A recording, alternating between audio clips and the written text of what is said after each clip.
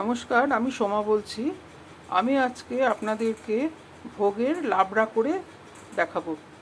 তার জন্যই লাগছে কুমড়ো,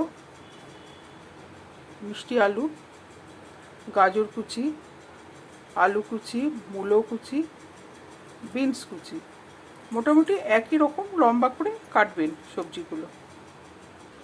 কড়াতে তেল গরম হচ্ছে, আমি একটা একটা করে সবজি ভাজবো। প্রথমে আলুটা দিয়ে দিলাম।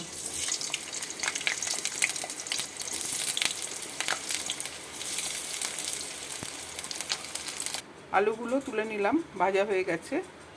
এবার আমি তেলে গাজরগুলো দেব। আমি এই লাবড়াটা এরকমভাবেই রান্না করি, অনেকেই অনেক রকমভাবেই করে।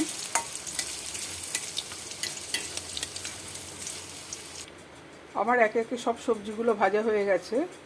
এবার যে সবজি ভাজার যে তেলটা আছে এর মধ্যে 5 ফোড়ন, শুকনো লঙ্কা, তেজপাতা দিয়ে দিচ্ছি ফোড়ন হিসেবে।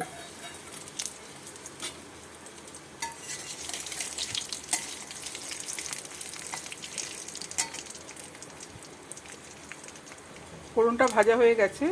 এবার ভাজা সব সবজিগুলো আমি দিয়ে দিচ্ছি।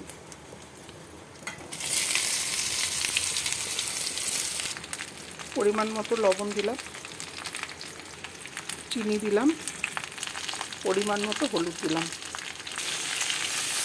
এবার নেড়ে চেড়ে সামান্য একটু জল দিয়ে ঢাকা দিয়ে দেবো। সবজিগুলো তো ভাজতে ভাজতে সেদ্ধই হয়ে গেছে, সামান্য একটু জল দিয়ে সেদ্ধ হবে। সামান্য একটু জল দিয়ে দিচ্ছি। অনেকে আদা জিরে বাটা দেন, লঙ্কা গুঁড়ো দিতে পারেন, কিন্তু আমি এটাতে কোনো কিছুই দিলাম না।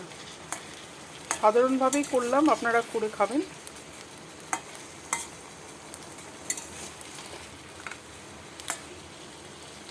এবার আমি ঢাকা দিয়ে দিচ্ছি। আমি এই সময় কয়েকটা কাঁচা লঙ্কা দিয়ে দিলাম। আমার তৈরি হয়ে গেল লাবড়া। আপনারা রান্নাটা করবেন, আশা করি আপনাদের ভালো লাগবে। নমস্কার।